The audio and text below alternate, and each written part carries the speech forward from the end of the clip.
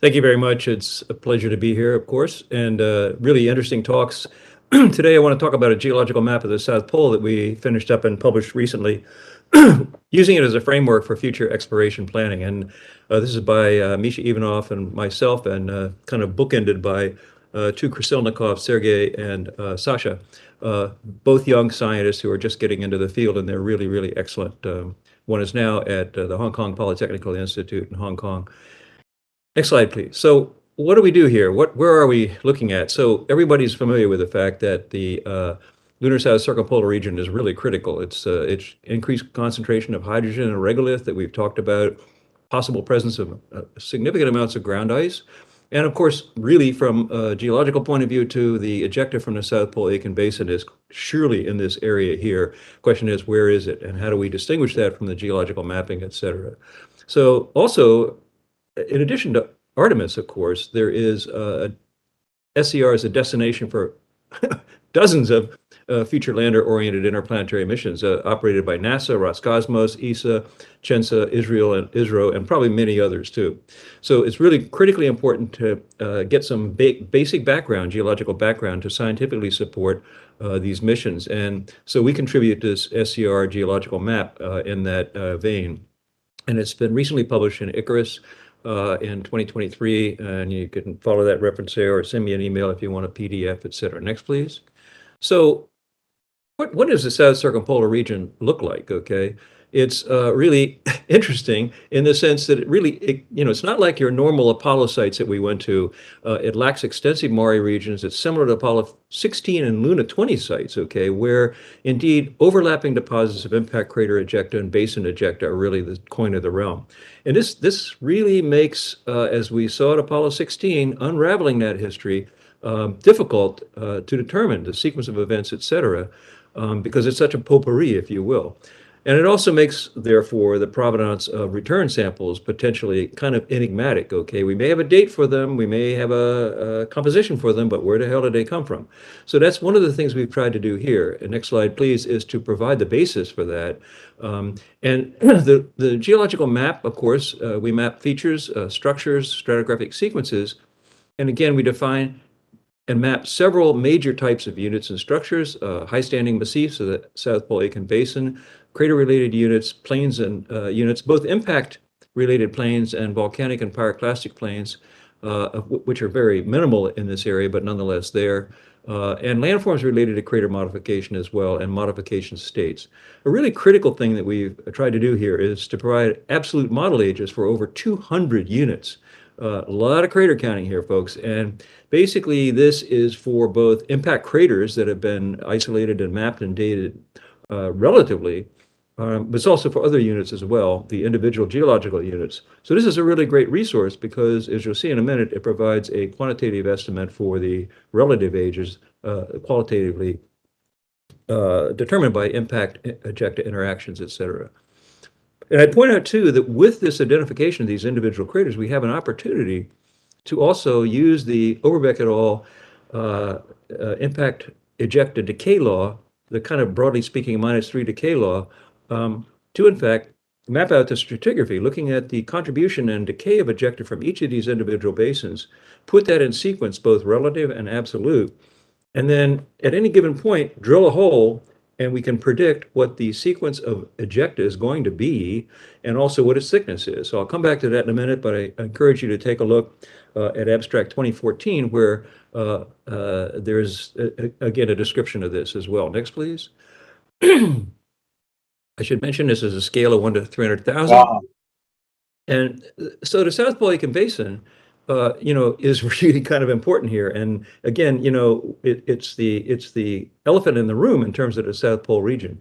And so we really need to understand this. And so what we tried to do, along with many other people, to look at the units, et cetera, was to look at the topography in the interior. We did an exhaustive study because it's well known that this is probably an oblique impact that entered from the south and exited to the north, if you will, with concentrated ejecta.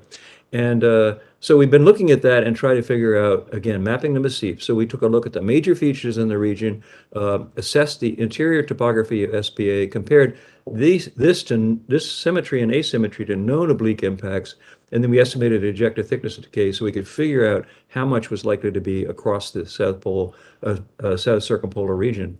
And then we mapped the SPA ring massifs as well. Next, please. Excuse me. So next, please. Thank you.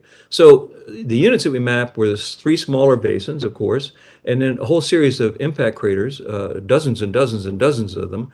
Okay, because that's what's there, and then looked at their degradation states, put them in a sequence, etc. And we also mapped plains of both what we interpreted to be volcanic origin and also impact origin, impact melt, both impact melt and ejecta plains. Next, please. And we essentially combined this into essentially the part of the map is geological structures. We've mapped things like wrinkle ridges. We also mapped their orientations, so the whole area has been mapped in that way, and we have maps of the orientations, et cetera, to look at the regional sequence and the global aspects of perhaps global shortening and other deformation parameters. Next. So if we then combine this into the detailed geological map and the detailed legend. And of course, this is just to show that there is a detailed legend. There's too much information here to even start with. But those are the units that we mapped. You can see the broad number of them. We put them in relative stratigraphic order. And then next slide, please. We were then able to place them in a quantitative by actually dating more than 200 units and features. So you can see here in the lower left, not only the geological map with a relative time scale, but the red arrows pointing to the absolute time scale that we have for these as well. So that's a really big improvement and a help in terms of thinking about sample provenance. Next, please. So we've also done a series of maps. This is illustrated in the paper, so you can kind of leaf through the geological units and do them in order. Upper left is Copernican, and you go back in time to the upper right, lower left, lower right. And so this is really useful when you're trying to study the geology of particular time periods. Next, please.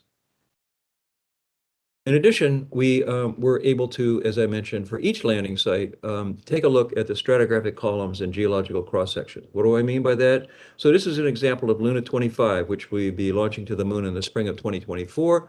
There are three highest priority landing sites around Boguslavsky crater. You can see them illustrated here in the green ovals. So we take those landing ovals and then we, again, use the geological map to produce a geological and topographic cross-section with the LOLA data. And then we use the identification of the geological units and particularly the craters, make an assessment of the thickness of decay, which is in the other Krasilnikov et al. Abstract in number 2014 in this meeting. And then we, as you can see here, have a vertical stratigraphic column here. So at any place, Boguslavsky and the Boguslavsky region that Luna 25 lands, we'll be able to talk about the stratigraphic sequence below it. This will be really useful for, in fact, sample provenance. Next, please.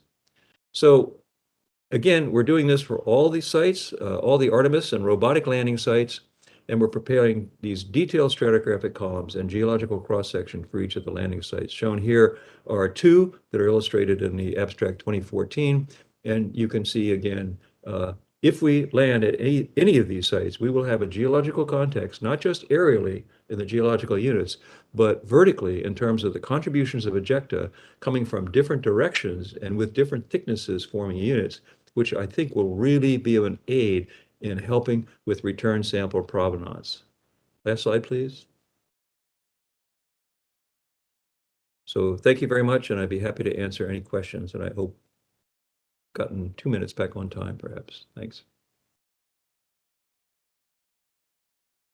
Thanks, Jim.